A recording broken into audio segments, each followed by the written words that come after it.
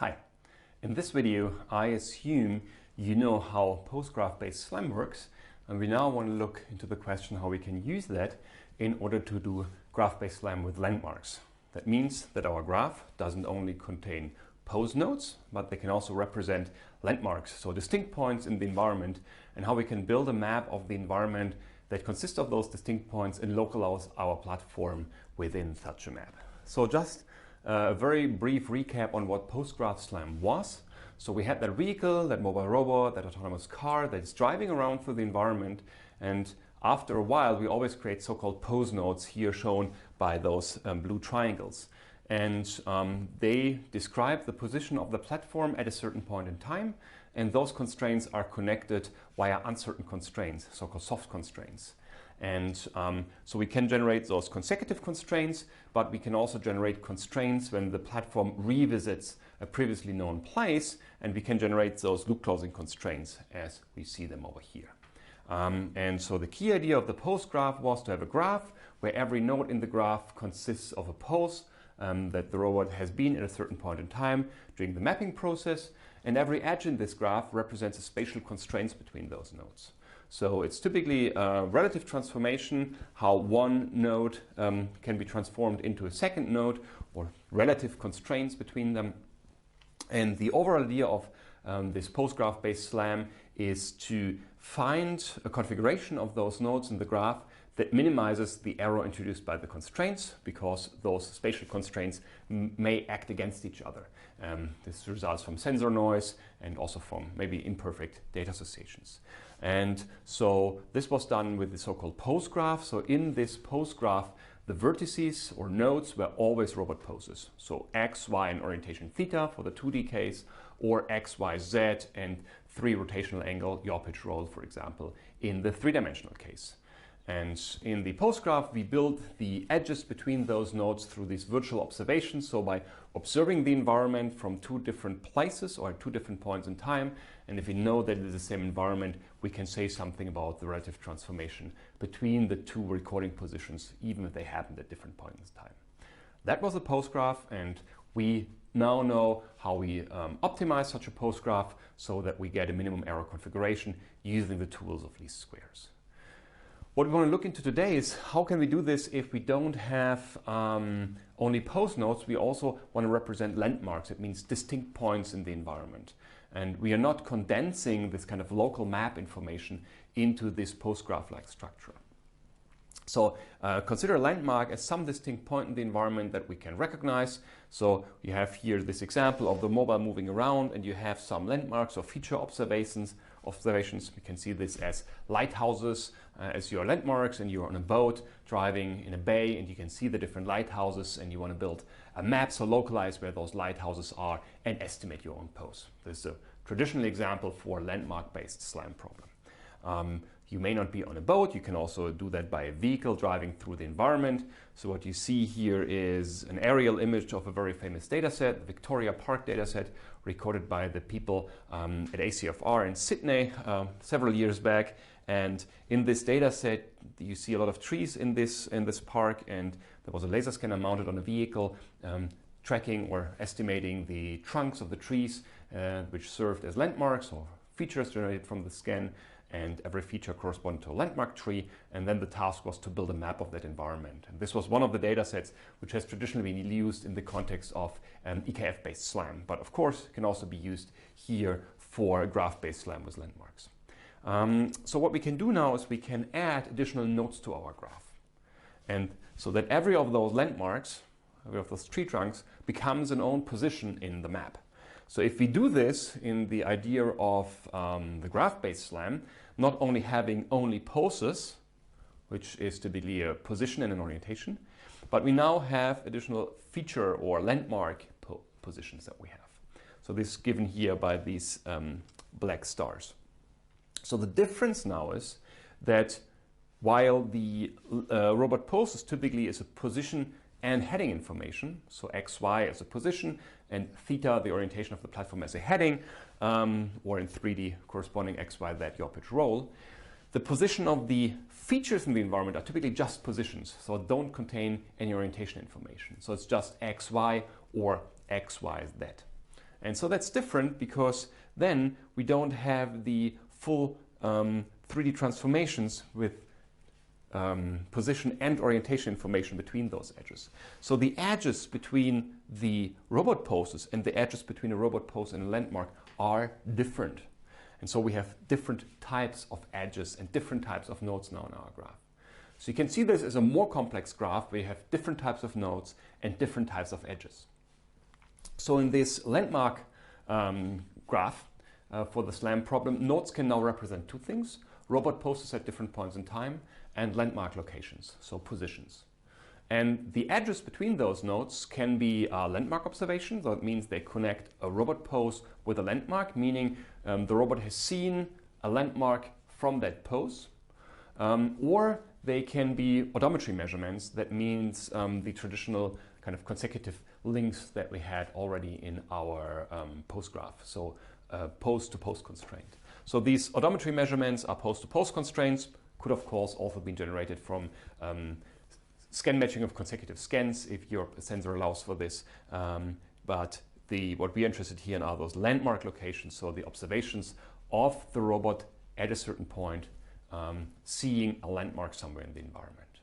And again, we can treat the minimization in graph-based SLAM very similar as we did it before. We want to find a new configuration of the nodes in the graph, and now the nodes are robot poses and landmark locations, so that the overall error is minimized that results from the constraints. So the kind of error function that is associated to all of those constraints is again summed up, squared error is computed, and then we want to find the configuration of the nodes that minimizes the errors introduced by the edges or by the constraints. So it's a very similar overall idea. The main difference in here is that the graph structure now looks different. So we don't have the pose graph as only poses and pose-to-pose constraints. We have robot poses and landmarks as nodes, and robot landmark observations or pose-pose constraints, for example, from odometry information. So as an example, if you have 2D landmarks, the landmark can be a 2D XY point in the environment, 2 coordinates, and the relative observation can be the difference in the XY plane. Could be through a range in bearing observation, or could be a sensor where this is converted already in a relative XY position, so delta X, delta Y from the current platform given its heading. And so the key thing is now, how do such additional edges look like? That's something we haven't discussed so far. For the pose-to-pose constraints, we have the edges that we used in post-graph-based SLAM, but now we have the additional edges. So in the next minutes, I will just focus on how do those robot position or robot pose landmark constraints actually look like. Assuming here we have a so-called XY sensor which can measure the XY location of the platform.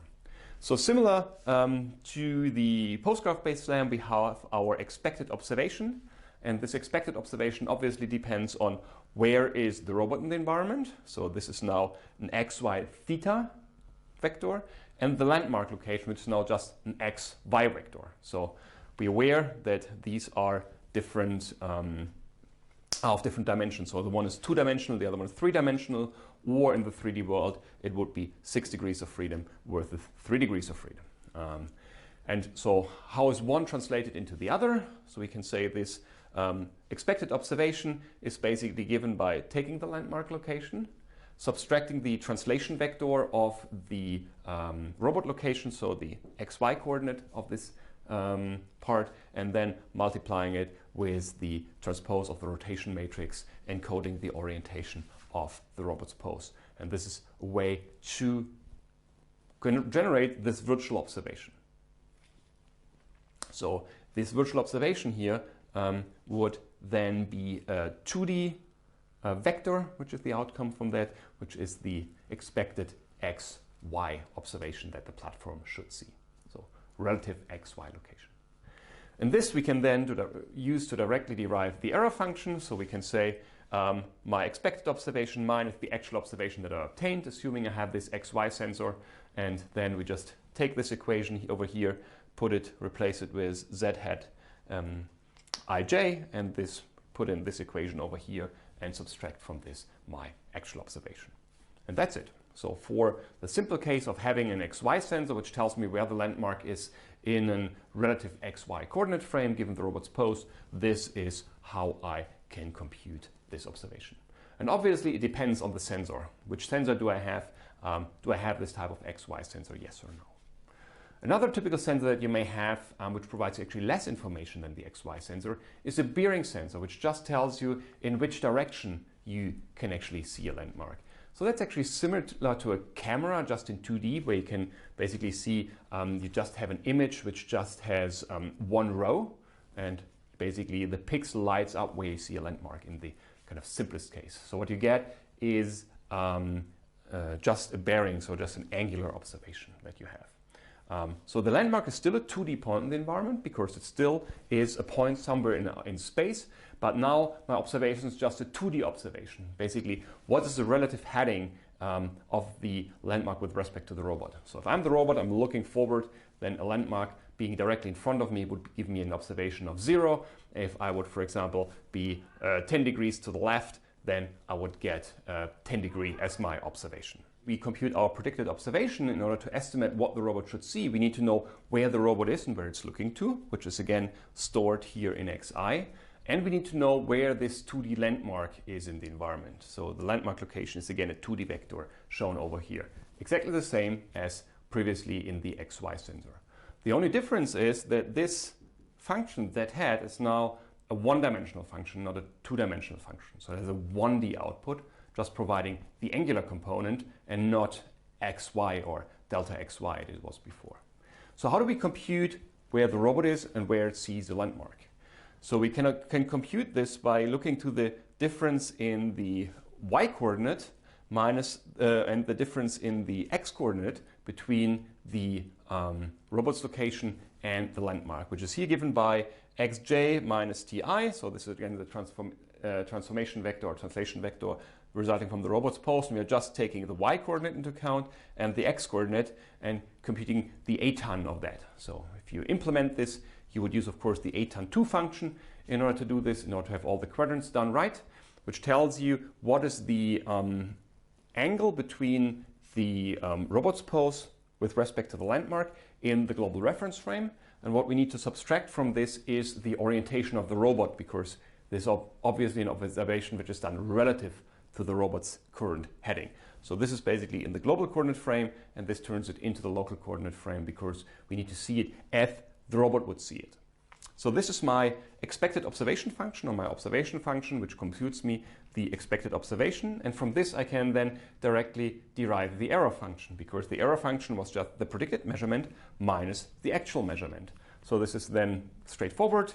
My error function for that bearing only observation is what I'm predicting to see, which is this part over here, minus what I'm actually seeing. So what was the observation of this landmark J? And again, this is a 1D function in this case. The XY sensor was a 2D function compared to the pose graph observation in 2D, which was the 3D function that we get out of here.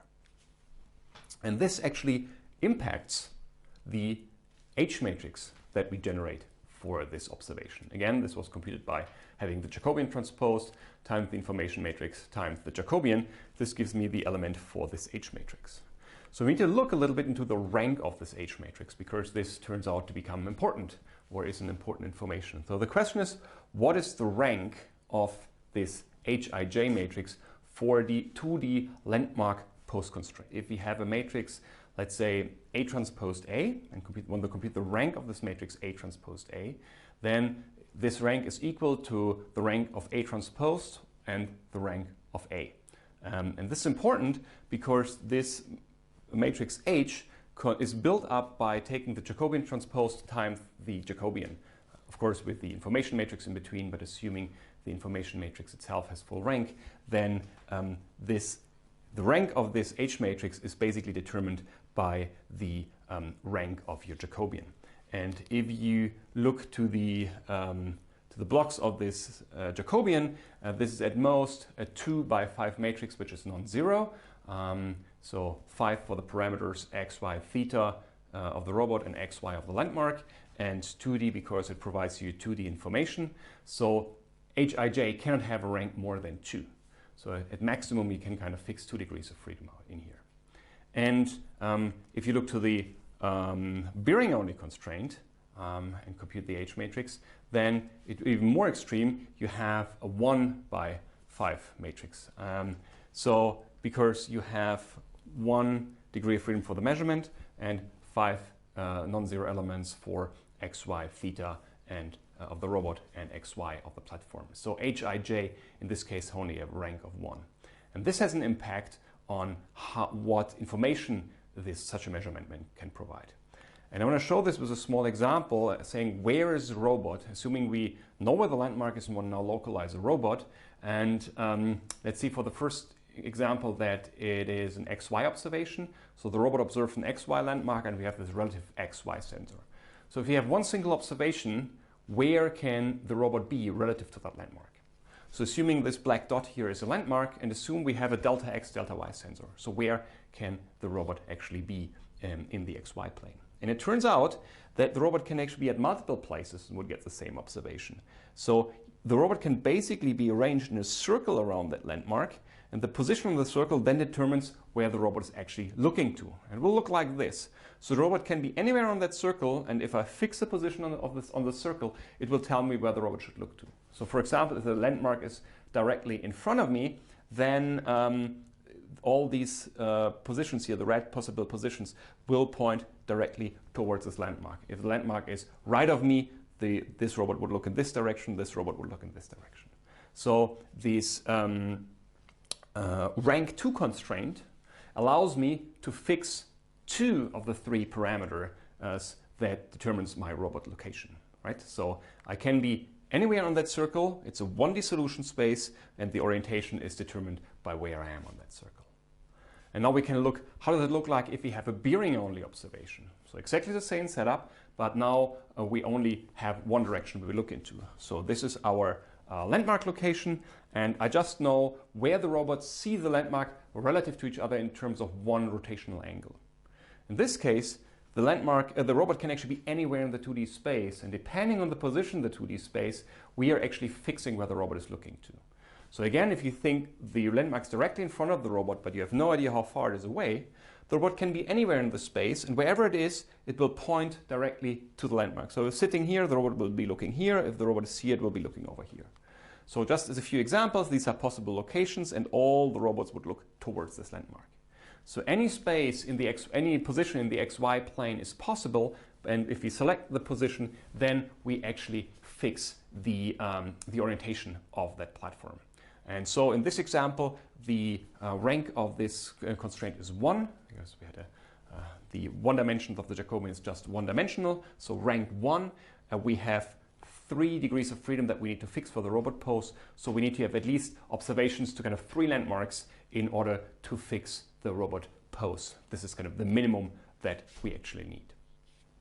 So I hope this example, although this was basically fix the landmark and estimating where the robot pose is, has told you something that we need further information than one single observation in order to be able to deal with the optimization problem in the context of graph-based SLAM with landmarks. And the rank of the observation here plays an important role. So the rank of H of any matrix is always less or equal than the sum of the ranks of the individual constraints. And if you remember, H was built up by summing up the ranks of the individual constraints. So you will basically, the rank of H will be smaller or equal than the rank of the individual observations. So that means typically we need to have a large number of observations to actually make sure that H has its full rank. Why are we interested in full rank? Because only then we actually obtain a unique solution, right? So we want to have a full rank, otherwise we may not be able to fix all the parameters. You can see this, for example, with a bearing-only observation. If you've seen one landmark only once from one location, you only know where this landmark lies on a line, and any position on this line is a valid solution to your problem. So this is not unique, so you can't determine this landmark location fully, only constrain it to a line. And this leads to the problem that we have of having these constraints that doesn't allow us to fully fix the the system that we have in order to fully determine the solution. So a few questions. So if the rank of H is smaller or equal than the sum of the ranks of the individual constraints, and we need to have a unique solution we need to have full rank in order to compute a unique solution. So how many 2D landmark observations do we need to resolve the robot's pose? And again, in order to fix a robot's pose, like what we had before, we need 2 observations, minimum of 2 landmarks, and if we are in the bearing-only case, we need to have 3 as a minimum, of course, assuming we're living in a 2D plane. If we are in the 3D space, then we need to adapt that because we have 6 degrees of freedom to fix, but then depending on observations, we may have 2 orientation angles, for example, for the bearing-only case that we are fixing. Whatever we do in practice, we often end up with an underdetermined. So there's no guarantee for a full rank system, especially in this landmark-based situation that we have here. So landmarks may be observed, for example, only once. You might even have effects that the robot might have no odometry between 2 observations. If you have that case, you will suffer from this problem also in the postgraph. But if you always have odometry, then that should be okay in the postgraph point of view. But there's still something that you can do in order to deal with such systems. And this is by adding an additional damping factor to H that is multiplied with identity matrix. So if you think about your original system was H times delta X equals minus B. That was a linear system that you wanted to solve. What you can do now is you can add an identity matrix to this matrix H plus a small scaling factor. So in this setup, you're very likely to have a full rank matrix because the identity matrix has full rank. And so by adding, let's say, a small scalar times this identity matrix, this is likely to have full rank. And if you make lambda small, you still have a full rank matrix and may not change the system too much. Although, again, if the lambda here gets very small, it doesn't mean that you have a well-conditioned system, but at least it has full rank. And then you can actually solve this system, and you may vary this parameter depending on the quality of your solution. So the question is, what is the effect of doing this? So the interesting thing is that what you do here is basically a combination of 2 approaches. So H delta X minus B is what we are used from Gauss-Newton. But if you think about delta X equals minus B, and you expand minus B, knowing that minus B is minus Jacobian transposed information matrix, the error, and minus the error is the residual. What this basically does, you multiply the residual with the information matrix. That means you scale it based on their importance. And then you multiply it to the Jacobian transposed, but basically maps the residual vector into the space of updates of your parameter in your parameter space. So it's a form of steepest descent that you're actually performing. So you can see that solving H plus lambda I delta X equals minus B is a combination of Gauss-Newton and a steepest descent approach. So you're basically combining both, and depending on your scale parameter here, you're saying how strong the steepest descent part of that actually is. And with this is what is called the Levenberg-Marquardt approach, you are actually able to deal with such systems which are underdetermined. So how does it work in practice? So you have an initial guess of your solution, X, and then while you're not converged, you have an initial damping factor you start with, and then you build your linear system, compute H and B, compute your error vector, you store your error vector to monitor if your error increases or decreases, and how you change your damping parameter. And then you solve the sparse system H plus lambda I delta X equals minus B for some sparse solver that you're using. And then you get your delta X, you add your delta X to the solution, and then you check, is E smaller than the error of this new solution? And E is the error that we had before. If if this is the case, then I say, okay, I still have improved my solution. So in this case, the error is increased because this was the previous error and this is a new error, so the new error is larger. If this is the case, I'm recovering my old post and I'm actually increasing my damping factor, make the damping factor twice as large. And if this is not the case, if I decreased my error, then I'm actually reducing my damping factor. And then I restart this process. So what happens is, whenever I can improve my solution, I'm actually reducing the damping factor. Whenever I increase my error, then I'm recovering the old post and increasing my damping factor. So in order to come as close as possible to a solution that approximates H delta X equals minus B. And this is also an approach that you typically find when using a bundle adjustment solution. So bundle adjustment is basically SLAM based on images, so 3D reconstruction based on images, where you just have a collection of images and feature points that you observe in the environment. So bundle adjustment, for example, doesn't assume that you have odometry information. You just have an unordered set of images where you extract feature points. You assume to have correspondences between those feature points, and then you want to estimate the camera locations and the feature points in the environment in 3D. And what this approach typically does, it minimizes the reprojection error of the feature points into the 2D image plane. That means you estimate where your cameras are, you estimate where your 3D points are, you project the 3D points into the 2D image plane, and then look to the discrepancy between where the feature is measured, or the point is measured, and where the feature should be given this reprojection. And especially if you have no notation of odometry, you more frequently suffer from these underdetermined systems and need to address this in an appropriate way. You need to have enough observations of the same environment in order to have actually connected graphs. Otherwise, your graph actually breaks up into several places. And solutions to this problem exist since quite a long time. So since, let's say, approximately the 1950s, and photogrammetry approaches have been developed for that. And you can see this as a special case of the graph-based SLAM problem with landmarks. In the graph-based SLAM, we typically incorporate more information to this, odometry information, some other additional information that you can include into this, but structurally they're actually very, very similar problems. So to sum that up, what we have discussed here is basically an extension from the post-graph-based SLAM approach towards general graph-based SLAM approach with landmarks. So this basically means we're taking our post graph and extending it with two types of edges and two types of nodes. So one node for robot poses, one node for landmark locations. And then we also get two edges in, and these are the edges that matter for us for the in the optimization problem.